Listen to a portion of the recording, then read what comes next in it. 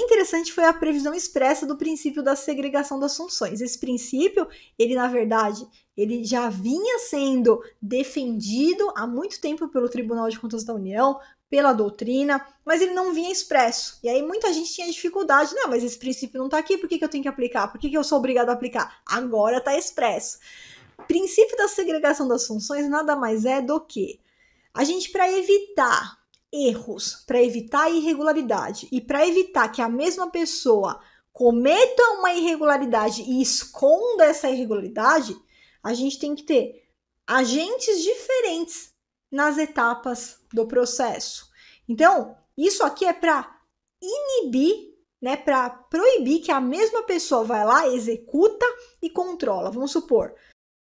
Compartilhe esse conteúdo, assim você ajuda mais pessoas que estão precisando trabalhar como analista master de licitações. O agente de contratação vai lá, julga a licitação, faz toda a licitação, e depois ele que vai lá e homologa a licitação. Não pode, tem que ter uma autoridade superior a ele para homologar. Porque na hora de homologar, eu vou ver se tudo que foi feito antes foi feito da forma certa, se seguiu a legalidade. Então, não poderia o mesmo agente da contratação julgar a licitação, ir lá, e simplesmente fazer a homologação da licitação. Então, para isso que vem o princípio da segregação das funções. Então, a princípio, eu teria uma pessoa, uma equipe para fazer a etapa preparatória, várias pessoas, na verdade, envolvidas na etapa preparatória, depois outra pessoa, outra equipe para fazer o julgamento da licitação e uma outra para fiscalizar aquele contrato, tá? Isso que é a base do princípio da segregação das funções. Pelo princípio da motivação, gente, o princípio da motivação é a segurança de quem é agente público, seja você agente de contratação, seja você qualquer local que você trabalha aí do órgão público, a motivação é a sua segurança. O que significa? Isso significa que eu tenho que escrever, eu tenho que motivar por que eu tomei aquela decisão. Então, eu tenho a decisão A ou B. Por que eu tomei a decisão A ou por que eu tomei a decisão B? Quais foram os motivos de fato e de direito que me levaram naquela decisão? Por exemplo, uma dispensa emergencial. Bom, uma dispensa emergencial não é qualquer coisa que eu posso simplesmente decidir aqui, me deu na telha, vou fazer uma emergencial. Não. A gente tem que ter comprovado que aquele fato que aconteceu, ele atende a todos os requisitos legais para se enquadrar numa dispensa emergencial. Então, eu trago o caso concreto e enquadro ele dentro da legislação, tá? Nos fundamentos ali da lei, todos os requisitos devidamente cumpridos. Então, tem que estar motivado, tudo é motivado. Por que inabilitou aquela empresa? Por que desclassificou aquela empresa? Tudo motivado. Por que não aceitou uma amostra? Por que rejeitou um recurso? Tudo motivado, tá? Então, é uma segurança para o agente público e é um direito também do analista de licitação, do fornecedor, ter acesso a essa motivação.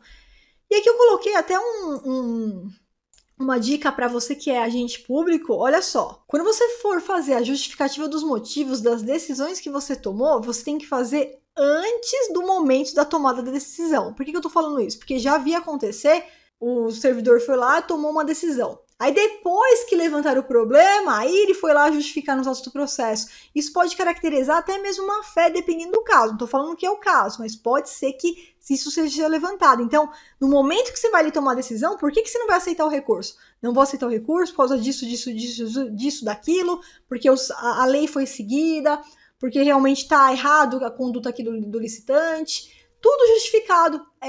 Isso daqui é para sua segurança. Se amanhã o processo for pego por um órgão de controle, você sabe exatamente por que você tomou essa decisão e está tudo fundamentado, tá? O próximo princípio é da vinculação ao edital. Gente, veja bem, não sei se vocês notaram uma pequena diferença aqui, mas viu que eu coloquei vinculação ao edital e não vinculação ao instrumento convocatório? Por quê? Antes a gente chamava de instrumento convocatório porque a gente tinha a modalidade convite. E o edital, né, da modalidade de convite, não se chamava edital, a gente chamava de carta convite. Então, como lá na 8666 a gente tinha, né, as modalidades lá que usavam edital e o convite, que era a carta convite, então a gente tinha esse nome genérico, instrumento convocatório, onde no convite era a carta convite e nas demais modalidades é o edital. Com a saída do convite, a gente não tem mais convite na nova lei, isso aqui morreu. Então nem se fala mais instrumento convocatório, a gente vai direto para o edital. Ah, tem problema chamar de instrumento convocatório? Não vejo problema, porque isso está tão cravado, né, na nossa mente que muita gente vai falar. Mas agora, né, falando edital, já supre, não há problema nenhum, não existe mais carta convite, então tudo agora é edital, perfeito? E o edital, então, quando a gente fala princípio, vinculação edital, significa que o edital, ele é a lei interna da licitação. Por isso que quando a gente vai participar de uma licitação, eu falo, né? Quem é analista de licitação, eu falo, leia o edital inteirinho. Se não concordou com alguma coisa, faça a impugnação, né? Claro que tem todo o debate, se você tem lá, de repente, uma cláusula que viola um monte de princípio, traz um monte de irregularidade, né? Mesmo que não foi impugnado, a gente tem o princípio da autotutela, que eu já vou te falar, que eles precisam corrigir de ofício como agente público, erros, né, que tenham sido cometidos ali no processo, mas a questão é que o edital ele vincula as partes, por isso que você tem que ler o edital, ver se você está de acordo com tudo. Essa vinculação é tanto dos licitantes quanto da própria administração, de forma que eu não posso chegar lá na hora da licitação e criar uma regra nova que não existia no edital. Vamos supor, eu faço o edital, aí chega no momento da licitação, nossa, eu tinha pedido aqui essas lanternas com um determinado tipo de botão lá, liga e desliga. Aí agora chegou aqui no momento da licitação, eu vi que tem uma que é melhor, então eu vou querer só essa que é melhor. Tava no edital? Não, então você não pode pedir agora. Aí eu tinha pedido tubos de ensaio com tampas de plástico, e agora eu vi que as tampas de rolha são muito melhores, então eu vou mudar para tampas de rolha. Não pode. Se você não pediu a tampa de rolha, tava a tampa de plástico, você vai aceitar a tampa de plástico, né?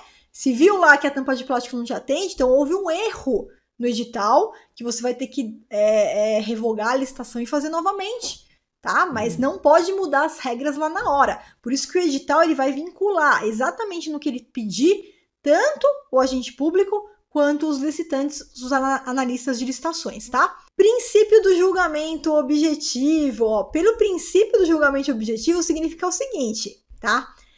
Eu vou julgar a licitação unicamente com os critérios que já estão definidos no edital. É até mais ou menos parecido com o exemplo que eu acabei de dar. Tá? Então aqui eu tenho que afastar o subjetivismo do julgador. O que isso significa?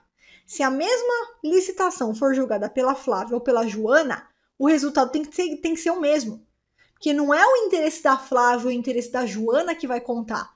Eu tenho que pegar o edital e aplicar o que está lá. Ver o que o edital exigiu e aplico. O edital exigiu tal. Eu vou exigir tal.